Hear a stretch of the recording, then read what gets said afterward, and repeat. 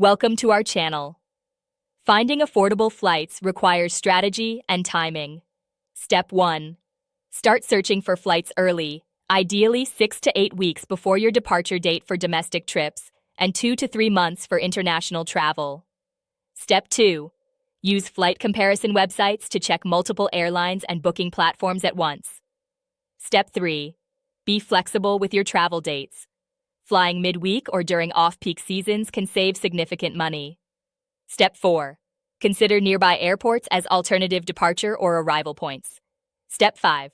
Clear your browser cookies or use incognito mode when searching to avoid dynamic pricing. Step 6. Sign up for fare alerts from airlines and booking sites to be notified of price drops. Step 7. Check budget airlines directly, as they sometimes don't appear on comparison sites. Step 8.